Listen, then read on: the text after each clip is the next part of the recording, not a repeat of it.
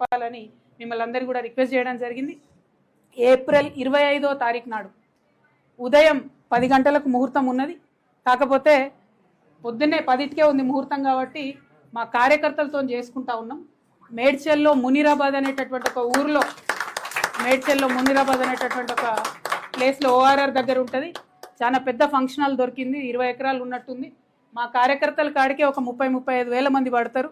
మిగతా జనరల్గా public meeting మళ్ళీ పెట్టుకుంటాం పొద్దున 10కి. కాబట్టి మా జాగృతి వాళ్ళు సిస్టమేటిక్ కార్యకర్తలు, ప్రతి గ్రామంలో ఉన్నటువంటి జాగృతి కార్యకర్తలు, ఉద్యమకారులు, ప్రజాస్వామ్యవాదులు, ఈ రాష్ట్రంలో రాజకీయాల్లో మార్పు రావాలనుకునే వాళ్ళందరినీ కూడా మనస్ఫూర్తిగా ఆహ్వానిస్తూ ఉన్నాం.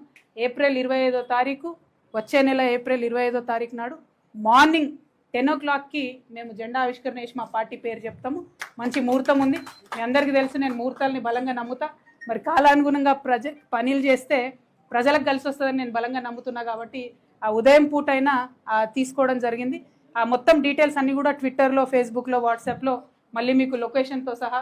ఆ హాల్ పేరు ఆద్య కన్వెన్షన్, అద్వయ కన్వెన్షన్, మునీరాబాద్. మార్నింగ్ 8 కల్లా మన కార్యకర్తలందరూ చేరుకోవాలి.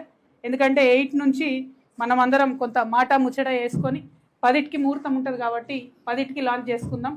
ఆ మొత్తం 18 ఎకరాల్లో కూడా మరి ప్రాంగణాలు ఎట్లుండాలి, స్టేజ్ ఎట్లుండాలి, మేము మా ప్రాంగణానికి ఎవరి పేరు పెట్టుకుంటాం. ఎందుకంటే మేము జయశంకర్ సార్ని ప్రాణంగా కొలుసుకుంటాం, మీ అందరికీ తెలిసిందే. జయశంకర్ సార్ పెట్టుకుంటాం.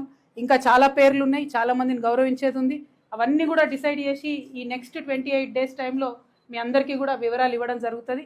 మా దగ్గర జాగృతి నుండి ప్రతి గ్రామం నుంచి